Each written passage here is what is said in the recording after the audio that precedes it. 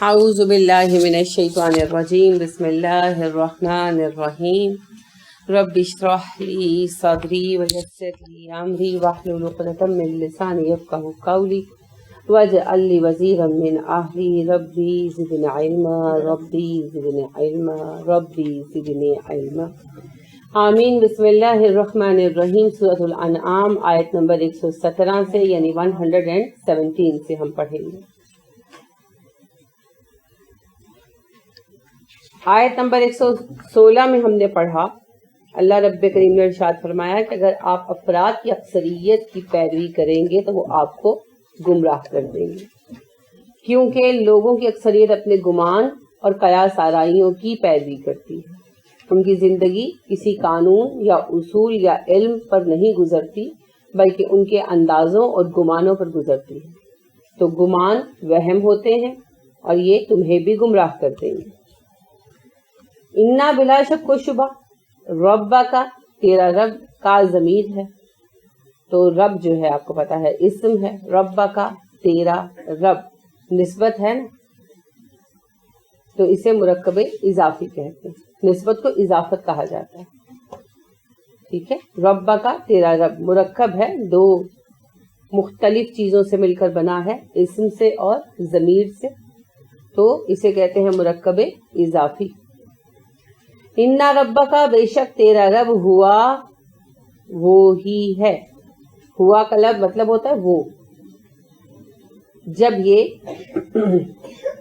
صفت سے پہلے آتا ہے تو اس میں خصوصیت آ جاتی ہے، وہ کی بجائے وہی، ہی از دا اونلی، عالم جو زیادہ جانتا ہے، عالم کس پر ہے؟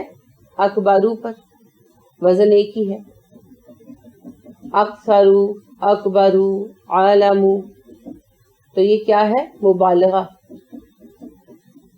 علیم کا مبالغہ ہے، مبالغے کا صیغہ ہے، سپرلیٹو ڈگری۔ عالمو سب سے زیادہ جانتا ہے، ہوا عالمو وہی ہے جو سب سے زیادہ جانتا ہے، من کون ہے؟ اصل میں من کا مطلب ہوتا ہے جو، تو جیسے انگلش میں ہو استعمال ہوتا ہے، ہی از دا مین ہو اسٹول مائی بک، تو وہ جس نے کے معنی میں آیا ہو۔ اسی طرح عربی میں من جو اور کون دونوں کے استعمال ہوتا ہے، یہ جملے کے بیچ میں آیا نا تو یہ کون ہو گیا، من ہو جو ہو گیا، ورنہ اصل میں اس کا مطلب بھی کون ہوتا ہے۔ جو کردار انگلش میں ہو ادا کرتا ہے نا، وہی عربی میں من ادا کرتا ہے۔ من جو یضلو بھٹکا ہوا ہے، یضلو کیا ہے؟ اسم یا فعل؟ فعل، مضارع ہے، مضارع کا واحد مذکر غائب ہے، یضلو وہ بھٹکا ہوا ہے، من یضلو وہ کون ہے جو بھٹکا ہوا ہے۔ ان حرف ہے، سبیلی ہی اس کے راستے سے، ہی کی اصل شکل کیا ہے؟ ضمیر آئی ہے نا سبیلی کے آخر میں، ہی سبیل اسم ہے، ہی ضمیر ہے، تو ہی جو ضمیر ہے، ضمیر کی اصل شکل کیا ہے؟ ہو، پتا ہے آپ کو؟ ہو سے ہی کب ہوتا ہے؟ جب اس کے ساتھ جر آتا ہے، کوئی حرف جر آتا ہے، پریپوزیشن، تو پریپوزیشن ان ہے، ان حرف جر ہے جس نے سبیل اور ہو دونوں کو زیر دے دی۔ ٹھیک ہوا؟ سمجھ آئی یہ بات؟ تو ان کیا ہے؟ حرف جر، اس سے جر دی سبیلی کو اور ہو کو ہی کیا، تو ان سبیلی ہی کیا ہو گیا؟ مرکب جاری۔ انا بے شک ربا کا تیرا رب ہوا وہی ہے، اعلم زیادہ جانتا، من جو ہے یضلو بھٹکا ہوا، عن سبیلہ اپنے راستے سے، اس کے راستے سے۔ بے شک تیرا رب زیادہ بہتر جانتا ہے کہ کون ہے جو اس کے راستے سے بھٹکا ہوا ہے۔ اب ہر گروہ دوسرے کو کہتے ہیں نا تم گمراہ ہو ہم ہدایت پر ہیں، ہر گروہ کا یہی دعویٰ ہے۔ سنی وہابیوں کو کہتے ہیں، وہابی سنیوں کو کہتے ہیں، شیعہ سنیوں کو کہتے ہیں، سنی شیعوں کو کہتے ہیں۔ ہر گروہ کا دعویٰ ہے ہم جنتی ہیں اور باقی سارے جہنمی۔ حتیٰ کہ اب دیکھیے کہ اہل سنت جو ہے ان کے اندر دیوبندی، اہل حدیث، یہ سب گروہ آتے ہیں۔ آپ کو پتہ یہ جو اپنے آپ کو سنی کہلاتے ہیں وہ بھی دیوبندی اور اہل حدیث سلفی یہ سب اہل سنت گروہ۔ لیکن آپ کو پتہ ہی ہے کہ کس قدر ایک دوسرے کے بارے میں بدگمانیاں ہیں، حالانکہ سب اہل سنت ہیں۔ ٹھیک، شیعہ تو اپنے کچھ خاص اعتقادات کی بنا پر الگ ہوئے نا باقیوں سے، لیکن یہ سارا گروہ بنیادی طور پر اہل سنت ہی ہے۔ لیکن کبھی آپ نے دیکھا کہ کسی سنی کہلانے والے نے کسی دیوبندی عالم کی یا اہل حدیث کی بات کو قبول کیا ہو، یا کوئی اہل حدیث کسی سنی کی بات کو قبول کرے؟ یہ اختلاف نفرتوں میں بدل چکا ہے۔ ہر کسی کا دعویٰ ہے ہم صحیح ہیں سارے غلط ہیں، ہم جنتی ہیں سب جہنمی ہیں۔ وہ رسول اکرم صلی اللہ علیہ وسلم کی حدیث سارے کوٹ کرتے ہیں نا کہ آپ صلی اللہ علیہ وسلم نے فرمایا 72 فرقے بنیں گے، 73 فرقے بنیں گے، ایک جنتی ہوگا سب جہنمی ہوگی۔ اور جب وہ یہ حدیث سنا رہے ہوتے تو مطلب ہوتا ہے ہم جنتی ہیں اور یہ باقی سارے جہنمی ہیں۔ فیصلہ کیسے ہوگا؟ کسوٹی کیا ہے؟ کیونکہ اس طرح تو پھر ہم کہیں بھی نہیں جا سکتے۔ ہم یہ سوچیں کہ بھئی کوئی حل ہی نہیں ہے اس پزل کا، تو ہمیں بھی تو کوئی راستہ اختیار کرنا ہے، جنت تو پانا ہے، کیا کریں؟ کسوٹی کیا ہے؟ معیار کیا ہے؟ سٹینڈرڈ کیا ہے؟ قرآن۔ کیونکہ اللہ کریم ارشاد فرما رہے ہیں تیرا رب جانتا ہے کون ہے جو راہ سے بھٹکا ہوا ہے اور کون ہدایت یافتہ ہے۔ تو رب جانتا ہے تو وہی بتائے گا، جاننے والا بتاتا۔ تو اللہ نے بتا دیا، کہاں؟ قرآن مجید میں۔ تو قرآن مجید معیار ہے اور اس کی اولین تشریح یعنی حدیث مبارکہ معیار ہے، قرآن اور حدیث۔ اور رسول اکرم صلی اللہ علیہ وسلم کی بات کو ملا لیں، بات بالکل واضح ہو جائے گی۔ آپ صلی اللہ علیہ وسلم نے ارشاد فرمایا تم میں سے جو میرے بعد زندہ رہے گا عنقریب اختلافات کثیرہ دیکھے گا۔ تو میں تمہیں وصیت کرتا ہوں کہ جب تم اختلافات کا زمانہ پاؤ تو اللہ کی کتاب اور میری سنت اور میرے ہدایت یافتہ خلفاء کی سنت کی پیروی کرتے رہنا، نئی باتوں سے دامن بچائے رکھنا اور سب سے الگ رہنا یہاں تک کہ موت تمہیں آن لے، کہ مرتے وقت تک ساری نئی باتوں سے دامن بچا کر قرآن و سنت کے ساتھ وابستہ رہنا۔ اسی طرح آپ کو پتا ہے کعب بن عجرہ نے جب پوچھا تھا، یہ حدیث میں بہت دفعہ سنا چکی ہوں، کہ کعب بن عجرہ نے کہا کہ اللہ کے نبی صلی اللہ علیہ وسلم ہم شر کے دور میں جیتے تھے، اسلام ہم پر خیر بن کر آیا، کیا اب پھر کوئی شر آئے گا؟ آپ نے فرمایا ہاں شر تو آئے گا۔ انہوں نے کہا جی وہ کیا ہوگا؟ آپ صلی اللہ علیہ وسلم نے ارشاد فرمایا کہ ایسے لوگ تمہارے مابین آئیں گے جو تمہیں دعوت دیں گے ایک چیز کی طرف اور تمہیں لگے گا تمہیں جنت کی طرف بلا رہے ہیں، حالانکہ تمہیں اونڈے منہ جہنم میں گرا رہے ہوں گے۔ انہوں نے کہا جی ایسے لوگوں کی پہچان کیا ہوگی؟ رسول اکرم صلی اللہ علیہ وسلم نے فرمایا ان کی کوئی پہچان نہیں ہوگی، وہ قرآن ہی کی آیتیں پڑھیں گے اور حدیثوں کا ہی حوالہ دیں گے۔ انہوں نے کہا پھر اللہ کے نبی صلی اللہ علیہ وسلم اگر ایسے شر کا زمانہ میں پاؤں تو میں کیا کروں؟ آپ صلی اللہ علیہ وسلم نے فرمایا عادل امام اور اکثریت کے ساتھ رہو، بڑی جماعت کے ساتھ رہو۔ انہوں نے عرض کیا کہ اگر مجھے عادل امام بھی نہ ملے اور بڑی جماعت بھی نہ ملے پھر کیا کروں؟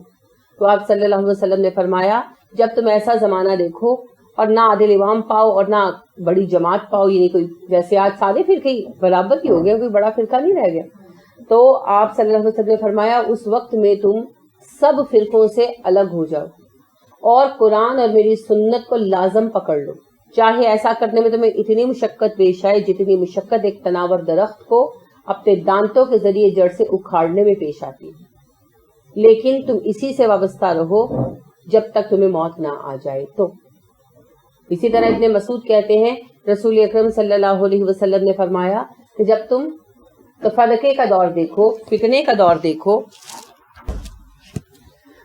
تو سب لوگوں سے اور چیزوں سے کٹ کر میری سنت کو اور اللہ کی کتاب کو تھام لو اور سب گروہوں سے الگ رہو، یہاں تک کہ تمہیں ایسی حالت سے ہی کیوں نہ گزرنا پڑے کہ دکھ میں رونے کے لیے درخت سے لپٹنا پڑے.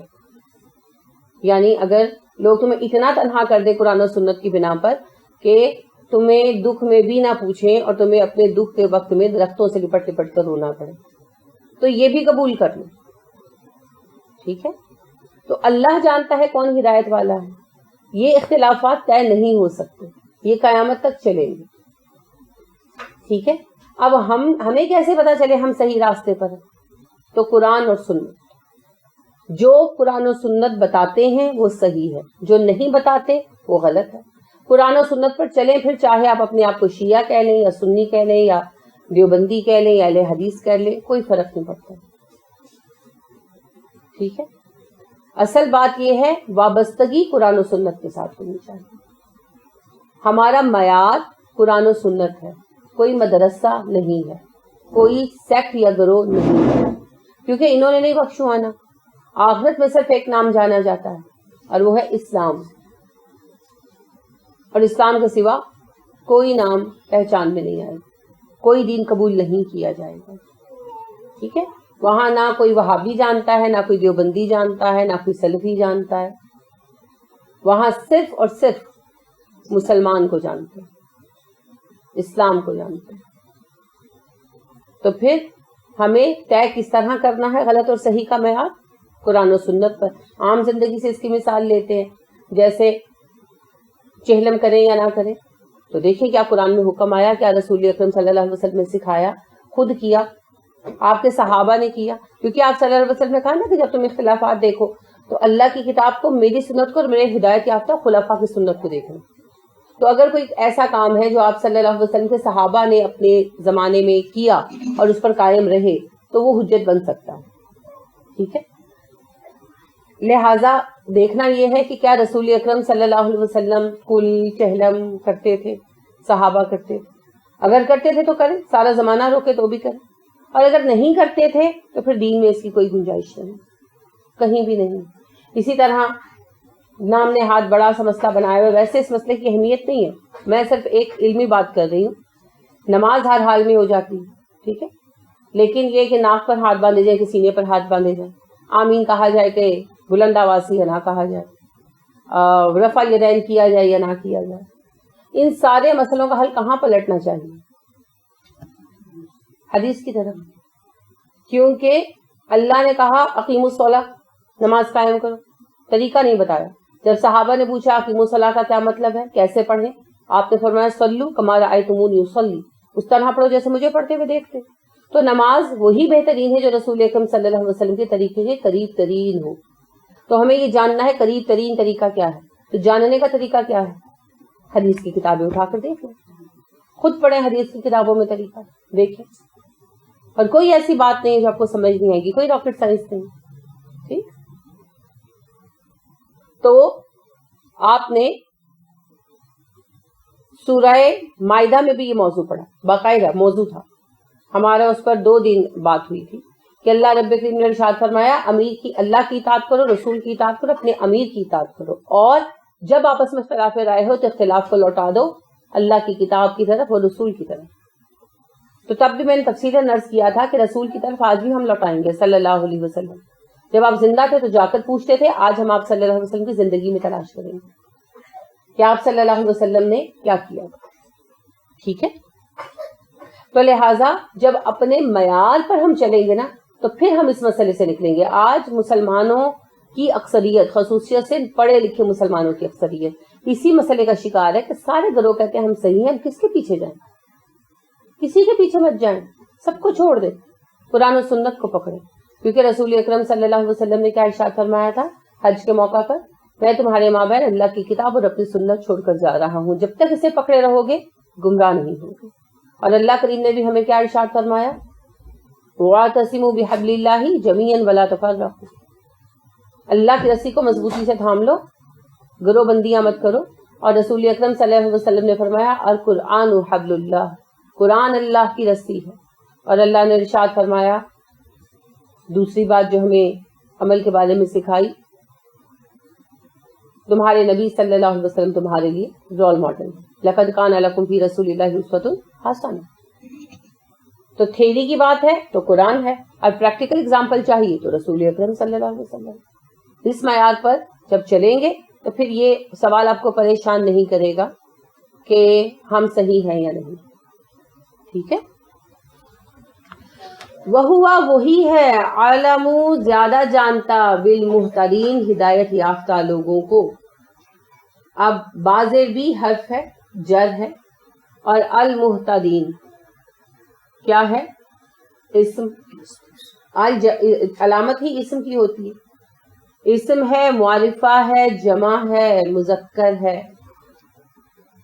بالمہتدین محتدون تھا، محتدین کر دیا بازر بھی نے. یہ زیر والی شکل ہے اصل میں اس کی، جر دے دیا اس کو. جیسے مسلمون ہوتا ہے نا، مؤمنون ہوتا ہے، اسی طرح محتدون ہوتا ہے، تو اس سے پھر یہ محتدین ہو گیا. تو یہ بھی مرکب جاری ہے. بازر بھی اس میں حرف جر ہے. وَهُوَ عَالَمُ بِالْمُهْتَدِينَ وہ بہت زیادہ جانتا ہے ہدایت یافتگان کو. یعنی اللہ جانتا ہے گمراہ کون ہے، ہدایت یافتہ کون ہے. تو جب بھی یہ طے کرنا ہو کہ کس معاملے میں کس کی رائے صحیح ہے کس کی غلط ہے، تو پھر ہمیں قرآن و سنت کو ہی دیکھنا ہو. لوگوں کی باتوں پر جانے کی بالکل ضرورت نہیں ہے. فا تو کلو کھاؤ، کلو کھاؤ، حمزہ کاف لام، اکلا یا کلو سے ہے، اور یہ ہے امر کا صیغہ، امپیریٹو ہے. فاکلو پس کھاؤ، مما اس میں سے جو، من اور ماں ملتا ہے تو مما بنتا ہے. ذکرہ ذکر کیا گیا، پکارا گیا، اسم نام اللہ ہی اللہ کا، علیہ اس پر. ذکر اسم اللہ علیہ جس پر اللہ کا نام پکارا گیا ہو. ان اگر کن تم ہو، بھی آیاتی ہی اس کی آیات پر. بازر بھی پھر وہی حرف ہے، جر ہے. آیاتی اسم ہے، مؤنث ہے، جمع ہے، اور ہو ہے ضمیر جس نے یہاں پھر ہی کی شکل اختیار کی حرف جر کی وجہ سے. بازر بھی نے اسے جر عطا کیا تو یہ مرکب جاری ہے. اس میں تین چیزیں ہیں، حرف ہے، اسم ہے، اور یہ ضمیر ہے. کیسے پتا چلا؟ آیاتی مؤنث ہے اور جمع ہے. کھڑا زبر اور تے اس کی علامت ہے نا، بھول گیا. کھڑا زبر اور تے، پوری تے اور کھڑا زبر ہو آخر میں تو اسم مؤنث ہوتا ہے اور جمع ہوتا ہے. بھی آیاتی ہی اس کی آیتوں پر، مؤمنین ایمان لانے والے. ان کن تم بھی آیاتی ہی مؤمنین اگر تم اس کی آیتوں پر ایمان لاتے ہو تو.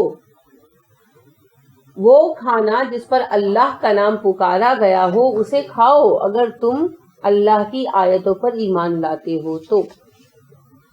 پہلے آپ نے مائدہ میں پڑھا، بقرہ میں پڑھا، جس پر اللہ کا نام نہ پکارا گیا ہو مت کھاؤ، ہے نا. اب الٹ بات آئی، جس پر اللہ کا نام پکارا گیا ہو اسے کھاؤ، اس کے کھانے میں کراہیت مت کرو. آپ کو پتا ہے یہود اونٹ نہیں کھاتے تھے، حلال چیز تھی، اللہ کے نام پر ذبح کیا جاتا تھا تب بھی نہیں کھاتے تھے. تو عربوں میں بھی دیکھا دیکھی نا ناپسندیدگی آ گئی تھی، جیسے ہمارے ہاں گائے کے متعلق پائی جاتی ہے. پھر اس کے علاوہ مختلف اوقات میں مختلف کھانے نہیں کھاتے تھے. جیسے ہم نے بھی بنایا ہوا نا، بی بی آس کی نیاز مرد نہیں کھائیں گے، فلاں وقت کا کھانا فلاں نے نہیں کھانا. اس طرح کی رسمیں بنی ہوئی ہیں.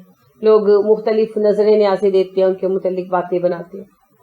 تو اللہ رب کریم نے اسی چیز پر اعتراض کیا. عربوں میں بھی ایسے قصے تھے. تو حلال اور حرام کے متعلق اپنے اصول بنا رکھے تھے. دو طرح کے مسائل تھے، ایک حرام کو حلال کر رکھا تھا اور ایک حلال کو حرام بنا رکھا تھا. دونوں برابر کے گناہ، کیونکہ کسی چیز کو حلال قرار دینا یا حرام قرار دینا اللہ کا حق ہے. ہم اس میں دخل اندازی نہیں کر سکتے، ہمیں اختیار نہیں ہے. تو یہ لوگ جب بیچ میں دخل اندازی یہ کرتے ہیں تو یہ شرک ہے. ٹھیک. رسول اکرم صلی اللہ علیہ وسلم کے پاس جب عدی بن حاتم آئے نا، عدی بن حاتم قبیلہ بنو تیس سے، حاتم تائی کے بیٹے، کچھ دن رہے آپ صلی اللہ علیہ وسلم کے پاس دیکھنے کے لیے دین کیا ہے.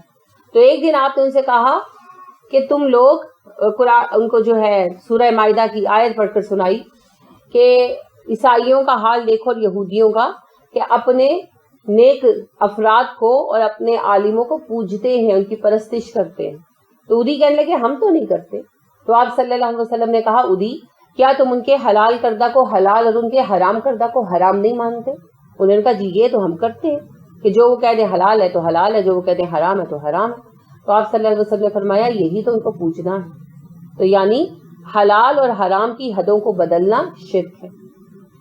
نبی بھی اپنی مرضی سے حلال و حرام قرار نہیں دیا کرتے، بلکہ اللہ کے حکم کے ساتھ حلال اور حرام کو واضح فرمایا کرتے.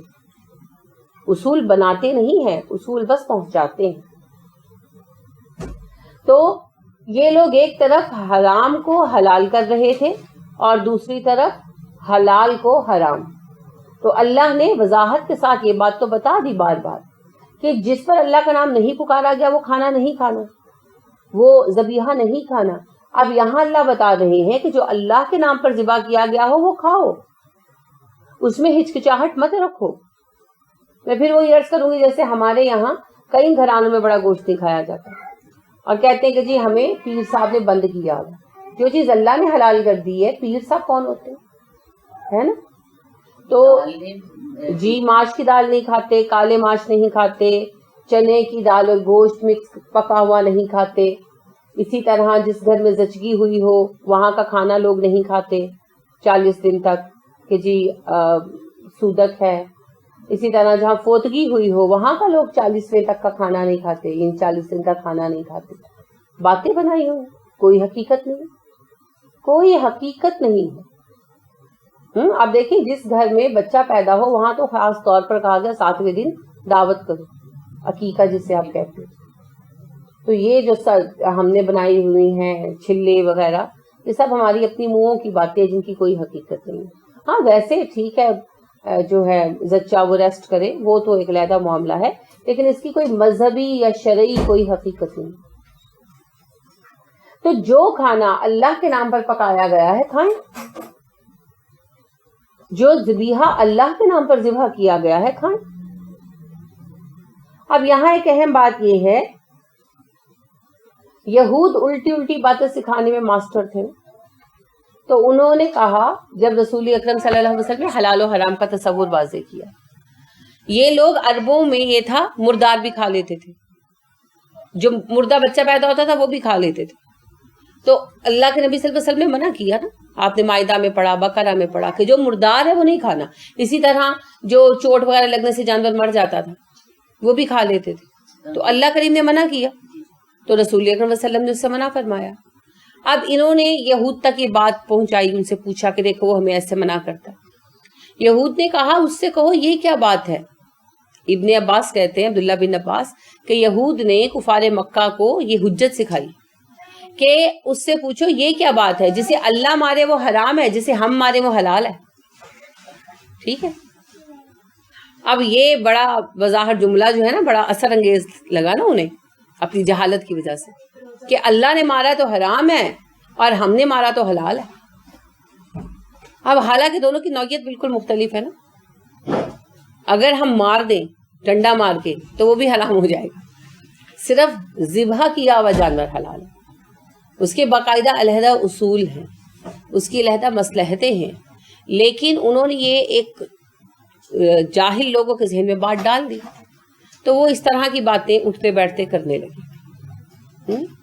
اب اللہ رب کریم اسی کے رد میں اصل میں یہ بات فرما رہے ہیں کہ وہ جانور جو میرے نام پر حلال کیا گیا ہے اس کو کھاؤ. پھر ایک اور بات یہی کہ رسول اکرم صلی اللہ علیہ وسلم بتوں کا چڑھاوا نہیں نہ کھاتے تھے، اسلام سے پہلے بھی نہیں کھاتے تھے. یاد ہے یہ بات؟